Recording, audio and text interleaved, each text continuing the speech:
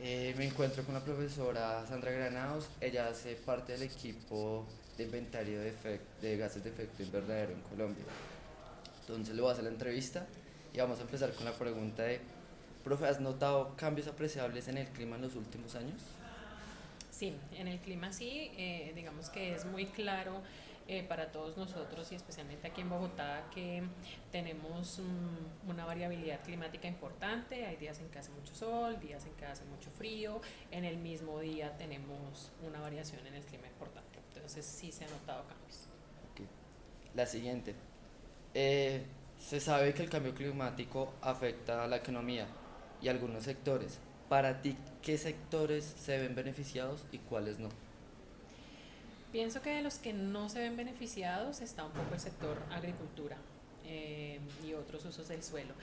Es un sector que genera muchísimos gases de efecto invernadero, que son los que finalmente aportan al cambio climático y que desde el punto de vista económico van a tener que hacer muchísimas inversiones para hacer o tener acciones de mitigación de esos gases de efecto invernadero.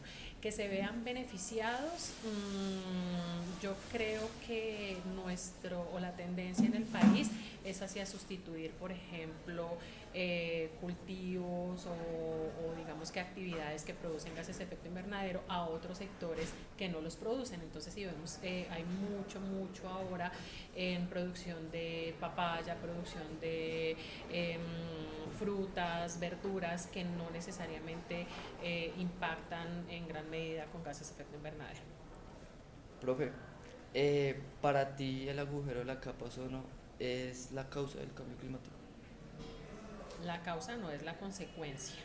Es decir, eh, existen sustancias agotadoras de la capa de ozono, nosotros sabemos, entonces los HFCs, los CFCs, que al ser emitidos a la atmósfera sí han aportado a que ese agujero de la capa de ozono sea cada vez más grande.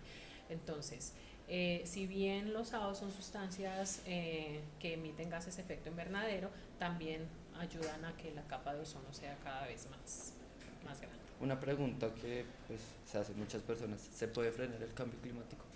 Sí se puede. De hecho, pues por eso nosotros como país firmamos el Acuerdo de París y la idea es retroceder, ya no, pero frenar y detener el cambio de temperatura en periodos largos de tiempo sí es posible a través de qué, pues acciones de mitigación, como por ejemplo, entonces si vamos a hablar de rellenos, los rellenos son una fuente importante de emisión de gases metano. Si hacemos aprovechamiento de esos gases metano en lugar de emitirlos directamente a la atmósfera, entonces estamos reduciendo los gases de efecto invernadero, en sustitución de suelos, en procesos industriales. Todo el país ahora en este momento está definiendo acciones de mitigación en diferentes sectores que permitan, como tú mencionas, frenar el cambio climático.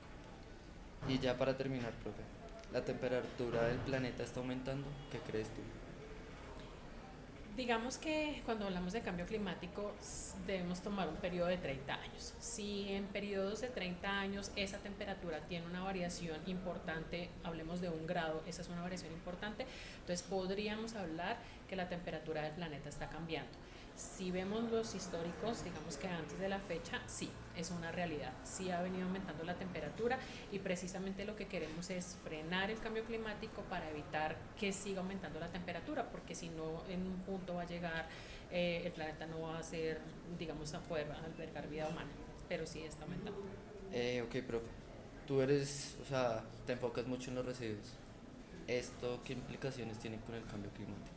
Muchísimas. Hay dentro del eh, inventario de gases de efecto invernadero, hay un módulo que hace el cálculo de emisiones de gases de efecto invernadero debidas a los residuos. Entonces, en residuos, y no solo hablamos de residuos sólidos, hablamos de los vertimientos líquidos industriales y domésticos que también emiten gases de efecto invernadero, y ese módulo principalmente, el principal gas que emite es metano.